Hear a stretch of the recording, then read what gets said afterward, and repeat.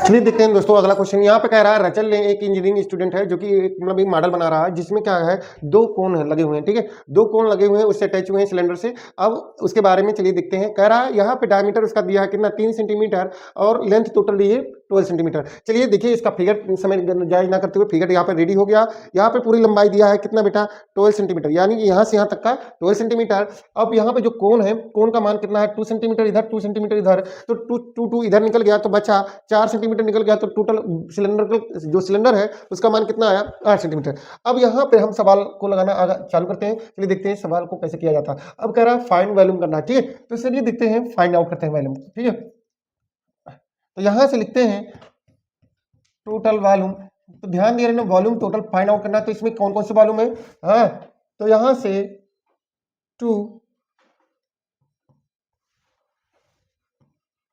कोन है, ठीक है, 2 कोन है और क्या है उसके बाद में 1 सिलेंडर है, ठीक है बेटा।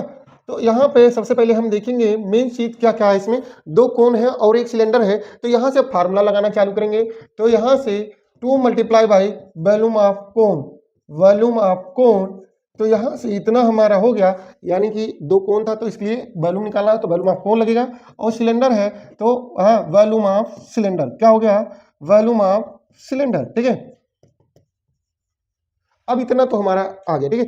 अब यहाँ से फार्मूला रखेंगे तो 2 गुणे वॉल्यूम ऑफ कोन का फार्मूला, तो यहाँ से 1/3 पाई आर स्क्वायर एच, और यहाँ से वॉल्यूम ऑफ सिलेंडर का फार्मूला, तो यहाँ से क्या हो गया पाई आर स्क्वायर एच ही रहेगा, ठीक है। अब यहाँ पे इसको फार्मूले के अकॉर्डिंग हम करते हैं, ठीक है। अब यहाँ से हमारा क्या हो गया 2/3 पाई, इसे रहने देना।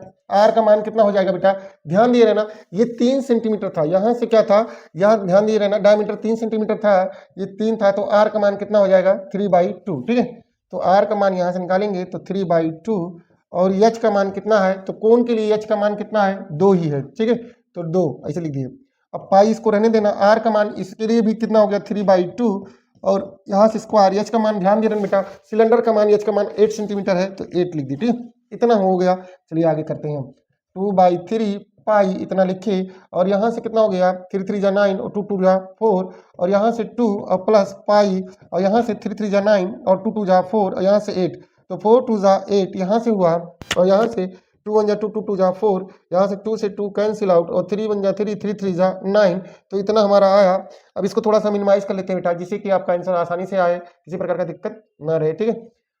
अब यहाँ पे हमारा वैल्यू आया, ऊपर बेटा 3 है तो 3 लिखिए, ठीक है, पाई है तो पाई लिखे, और यहाँ से कितना हो गया प्लस 9 दूना 18 पाई, 18 3 कितना हो गया बेटा 21 पाई, 21 पाई को लिख सकते हैं 21 22/7, और यहाँ से 7 3 21, तो 22 यहाँ कितना हो गया 66 पाई, यह 66 पाई, पाई हट गया 66 सेंटीमीटर। अगर ये बेटा है सेंटीमीटर में था तो सेंटीमीटर क्यूब। आई होप ये आपको आसानी से समझ में आया होगा।